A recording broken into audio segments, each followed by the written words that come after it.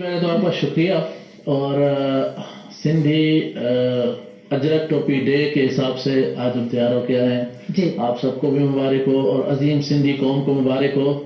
सिंधी कौम जिंदाबाद।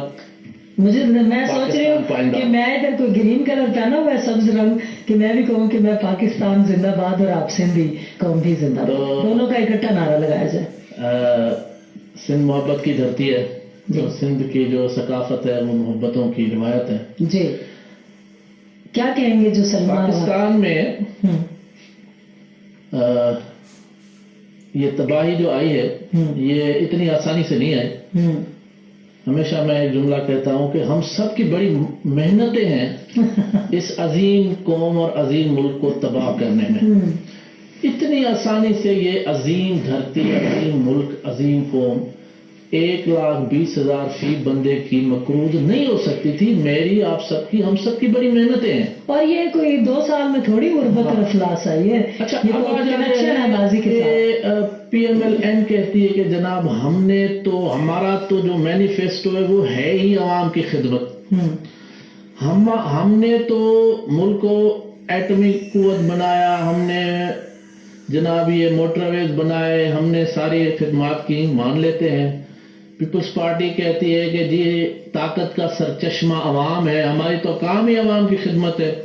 अब मुझे ये समझ में नहीं आता कि ये पाकिस्तान के सारे इदारे बैंकरप्ट कैसे हो गए, हम इतने कर्जे में डूब कैसे गए। मोटरसाइकिल हिला हिला के टैंकी चेक करने वाला जो पाकिस्तानी शहरी है कि अगर 20 रुपए का पेट्रोल है तो मैं और आगे चला जाऊं, उस एक शख्स पे 1,20,000 कर्जा कैसे चढ़ गया।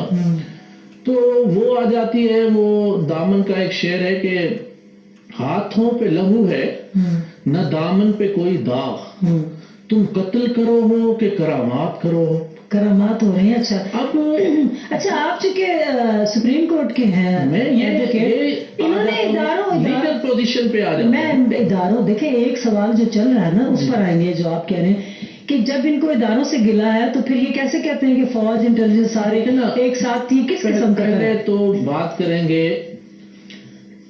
दस्तूर यानी आईन पाकिस्तान यानी कॉन्स्टिट्यूशन ऑफ पाकिस्तान। क्या आईन पाकिस्तान में कहीं गुंजाइश हो सकती है कि फौज, अदलिया और मुकन्ना और ये सारे एक जगह पे बैठ के, मीडिया भी बैठ के हम ये डिसाइड करें कि जनाब चीफ जस्टिस साहब जो है और आर्मी चीफ और ये मिल के बैठ के कहें कि अब एक पॉलिसी बनाते हैं कि नवाज शरीफ पे अगर केस साबित भी हो गया तो हम उसे सजा नहीं देंगे। आप एक पॉलिसी बनाते हैं कि अगर रेकोडेक्स से लेके BMW केस से लेके फेक अकाउंट्स के केस से लेके खरबों रुपए की करप्शन अगर जरदारी साहब ने की भी है तब भी उनको नहीं सजा देते। ऐसा करते हैं, अब आईन और कानून को थोड़ी देर के लिए साइड पे रख देते हैं और हम एक कंसेंसस डेवलप करते हैं। किस तरह उस सारे गांव निकल भाई ये कैसे मुमकिन है शाहिद साकाना भाई साहब, ये क्या बात आप कर रहे हैं। अदलिया एक इंडिपेंडेंट इदारा है, अदलिया की एक डोमेन है, हाई कोर्ट, सुप्रीम कोर्ट, नैब कोर्ट उनकी डोमेन है, उन्होंने एविडेंस को देखना है। उनका गिला तो है, चीफ जस्टिस का बेटा भी अगर आ जाता है तो चीफ जस्टिस ने कानून को देखना है और यहां तक के है कि अगर वो समझता है कि वो पार्टी है तो वो रेफर कर देगा दूसरे जज को कि इवन मैं अगर अपने बेटे को पनिश भी करूंगा तो वो भी डाउटफुल डिसीजन हो जाएगा। ये इतनी एक ट्रांसपेरेंट सिस्टम ऑफ लॉ है, एक हिरार्की है जुडिशरी की। आप अदलिया के मुअज़्ज़ज़ इदारे को सबको इस तरीके से आप कह रहे हैं। मीडिया का तो ये हुआ ना कि आप सरपरस्ती हम सब हमारी क्या हैसियत है मीडिया की, मेरी हमारी क्या हैसियत। इवन आर्मी चीफ भी क्या हैसियत है कि चीफ जस्टिस साहब उसके साथ बैठ के कुछ डिसाइड करेगा। नहीं भाई ऐसे नहीं हो सकता। यही मामला था जब बाजवा साहब की extension of matter supreme court में गया, अकॉर्डिंग टू लॉ फैसला हुआ। उसमें ये नहीं हुआ कि जी आर्मी चीफ का केस है तो भाई इसको जल्दी से कर दो, नहीं। ये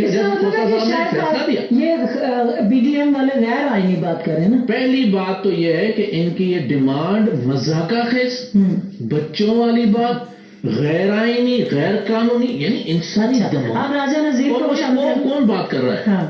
یہ اگر کوئی گلو بٹ بات کرتا تو میں کہتا خیر ہے یار وزیر اعظم بدقسمتی سے ہی ہو گئے لیکن ہوئے تو تھے نا پاکستانی وزیر اعظم. آپ یہ کیا بات کر رہے ہیں؟ اچھا یہ